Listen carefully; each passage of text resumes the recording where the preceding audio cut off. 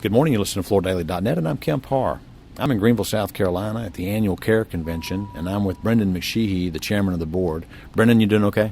Just fine this morning, Kemp. Thank you. This is the beginning of the meeting, and I'm hearing that you have a record group here. Why do you think there are so many people at this annual convention this year? It's the commitment and the determination to achieve the goals of CARE, which is landfill diversion of used carpet. Should give a little background. Brendan, your day job is you are the Vice President of Innovation and Sustainability at Universal Fibers based in Bristol, Virginia, and you've been chairman of the board here, and you've just been elected to a second term, so you'll end up in the end doing this 4 years. And there's some hurdles this organization faces. Most people know CARE is, about 12 years old, is that right? Correct. The MOU goes back to 2002, so this is actually our 14th annual conference. Okay. All right. So some of the hurdles you're facing with crude oil being at $40, $50, virgin material is a more viable option for the construction of carpet, which makes recycled material less attractive, and carpet's a little bit on the downturn. So that makes this role a little more challenging, right? It does, and the two outlets are to find mid and lower value opportunities where a recycled material that hasn't been tremendously processed fits in favor of a virgin material, and also the end market uses that value and appreciate sustainable content. Mm-hmm. We should talk about the structure of CARE. It is a multi-stakeholder organization. You have carpet manufacturers that put the product together as members. You have people like you who make the raw materials.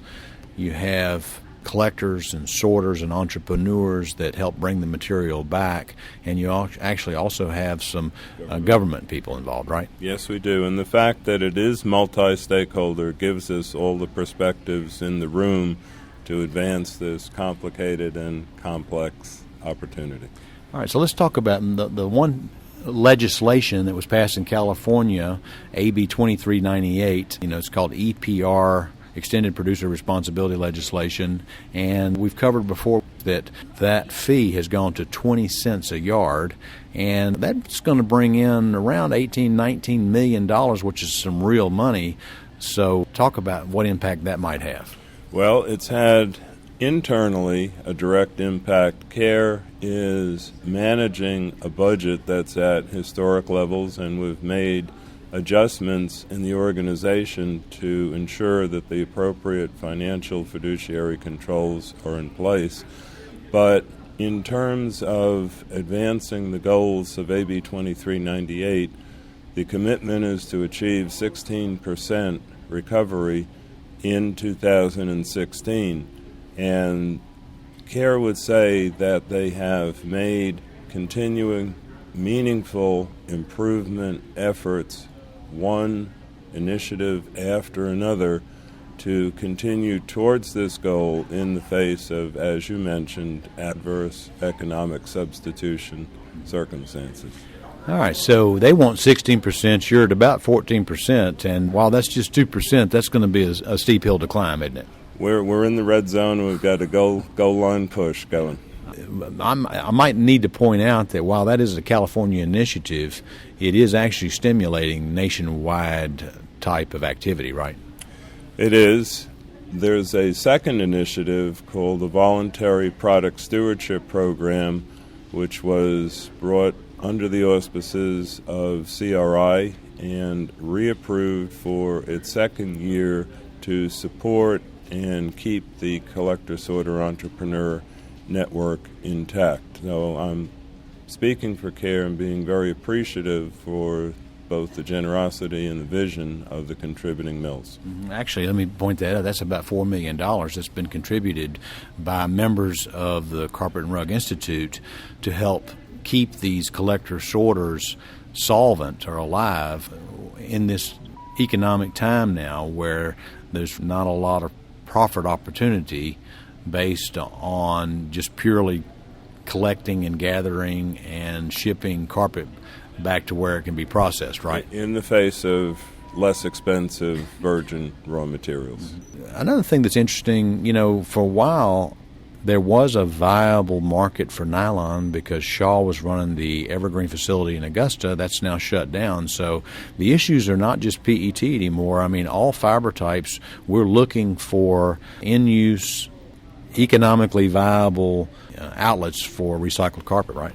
And in view of that, CARE disbanded the PET committee last year and formed an all fibers task force.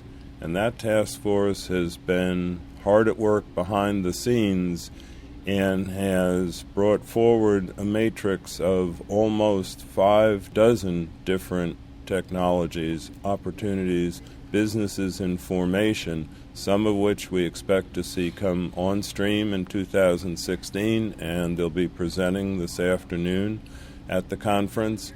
Others have been proven at pilot stage but are not yet businesses in formation, and others are great ideas that have yet to see the light of day.